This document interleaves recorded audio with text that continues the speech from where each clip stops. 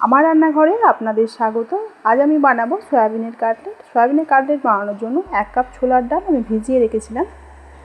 এখানে আমি নিয়েছি 100 গ্রামের কিছু কম সয়াবিন, ভিজিয়ে জলটা চিপে তুলে নিয়েছি। এখন একটা মিক্সিং বোলে আমি ছোলার ডালটা নিয়ে নিচ্ছি। ছোলার ডাল আর সয়াবিন আমি একে একে পেস্ট করে নেব, খুব মিহি পেস্ট করব না।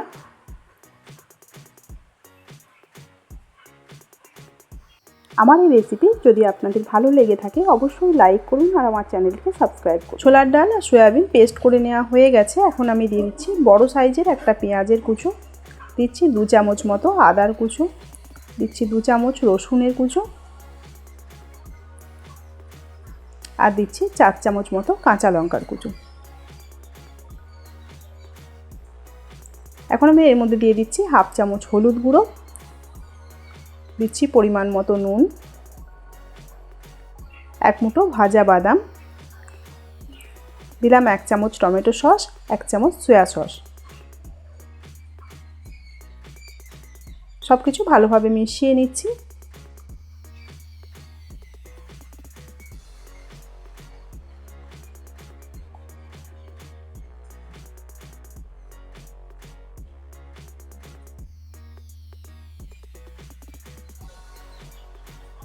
বেশ কিছুক্ষণ সময় নিয়ে আমি মাখিয়ে নেব।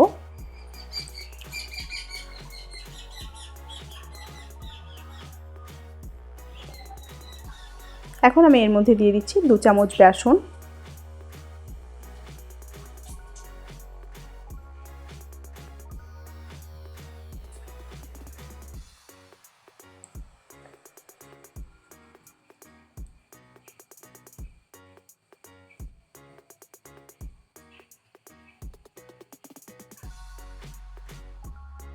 দিয়ে দিচ্ছি 1 চামচ ভাজা মশলা,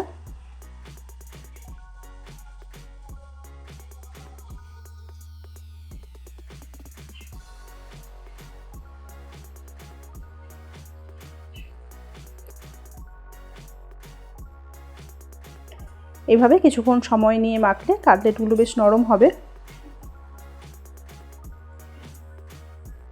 ভালোভাবে মেখে নেওয়া হয়ে গেছে। এখন আমি পরিমাণ মতো মাখা নিয়ে কাটলেটের শেপে গড়ে নেব।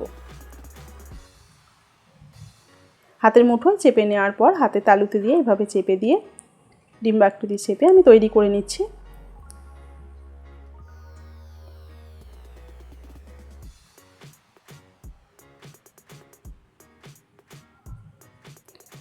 একইভাবে বাকি কাটলেটগুলো তৈরি করে নিচ্ছি।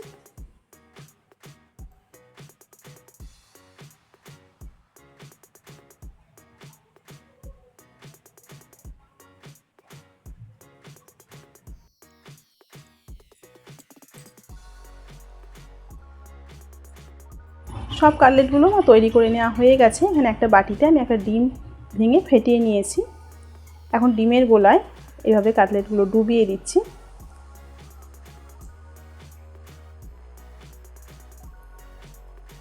কাঁটা চামচ দিয়ে এভাবে তুলে বিস্কুটের গুঁড়ো মাখিয়ে নেব।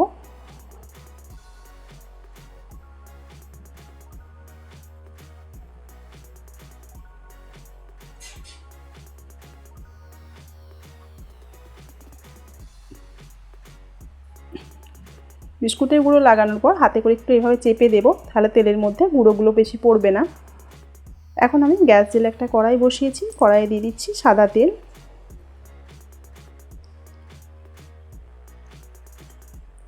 তেলটা বেশ গরম হয়ে গেছে। এখন আমি কাটলেটগুলো দিয়ে দিচ্ছি।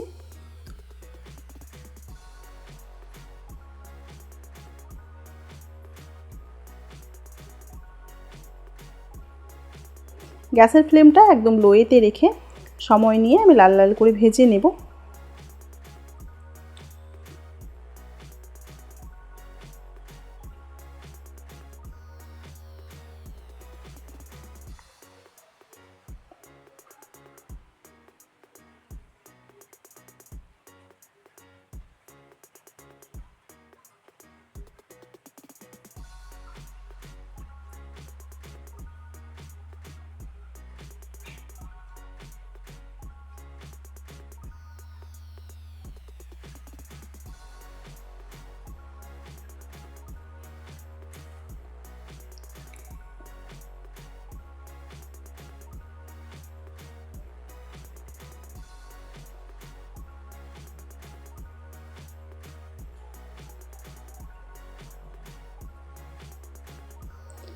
কাটলেটগুলো দু পিঠ লাল করে ভাজা হয়ে গেছে, আমি তুলে নিচ্ছি।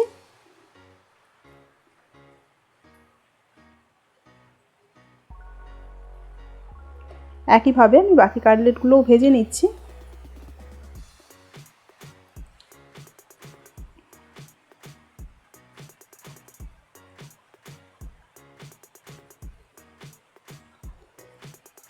এইভাবে সয়াবিনের কাটলেট বানিয়ে দেখুন, সস বা ধনেপাতার চাটনির সঙ্গে খেতে খুব ভালো লাগবে।